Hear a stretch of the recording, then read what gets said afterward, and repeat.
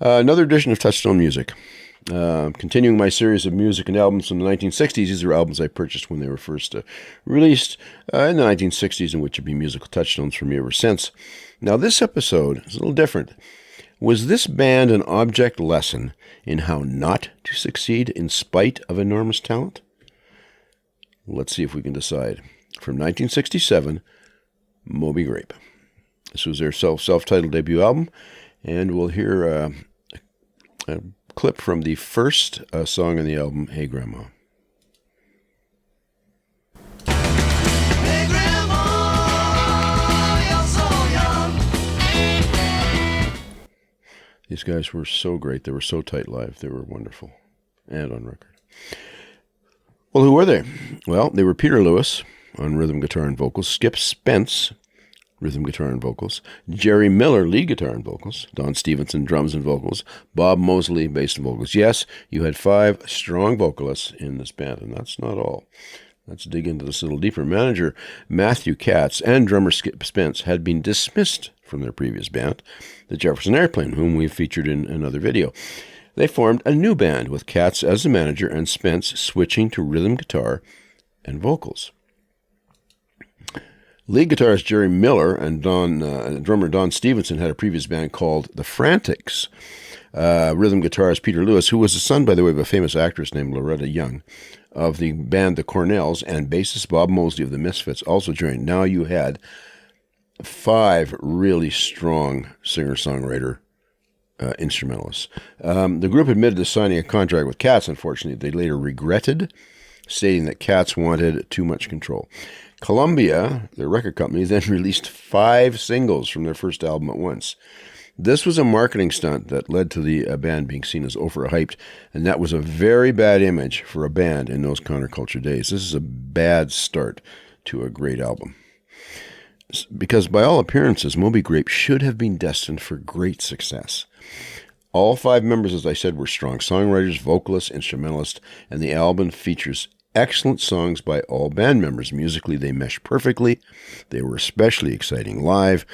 True to the times, they included extended improvisational jams. One example is a song I heard. It's not in this album, but it's called Dark Magic, if you can find a copy of that, in their live sets, and it was wonderful.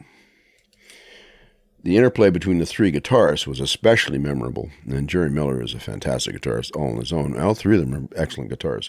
Instead, the general consensus is that due to bad management and marketing decisions, and the eventual mental illnesses of Skip Spence and Bob Mosley, the band gradually disintegrated. Individual members continue to perform to this day, however, notably Jerry Miller. Now, the recording was from 11th of March to 25th of April, 1967 at CBS Studios in Hollywood. The label, as I said, was Columbia.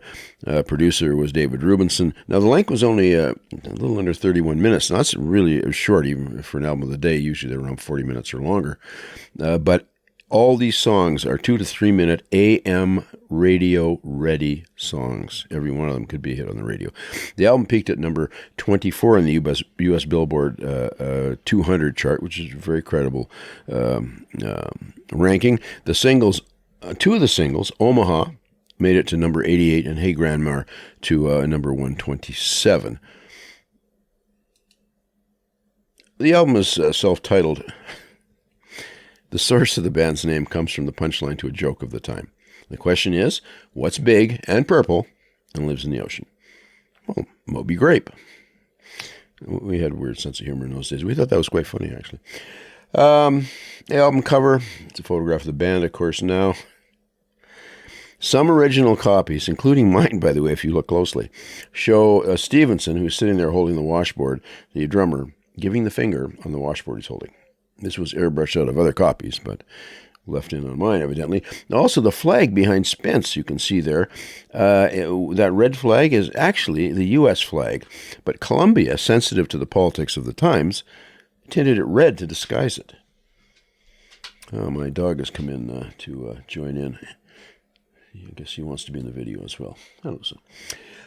My impressions at the time, I loved this album when I first discovered it in 1968. I was vaguely aware of the band through AM radio play of their singles, but it wasn't a fan until I listened to the album. As a result, I also purchased their follow-up album, which is shown on the screen here, a double titled Wow and Grape Jam. So this was one studio and one live or studio live album, jam album.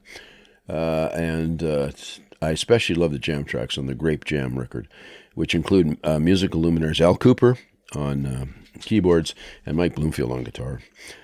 So wonderful. I still enjoy hearing those tracks to this day, and if you can find a copy of this, I urge you to get it.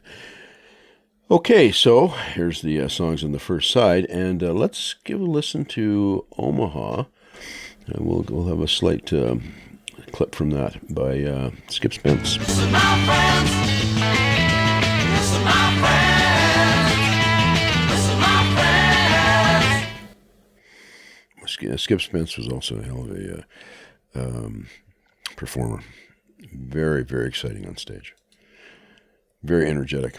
Now, what should we listen to on this side? Oh, let's listen to a song by Bob Mosley, the bass player. And presumably this is Bob singing. And this is Lazy Me. What is this feeling my heart gets when I see you smile?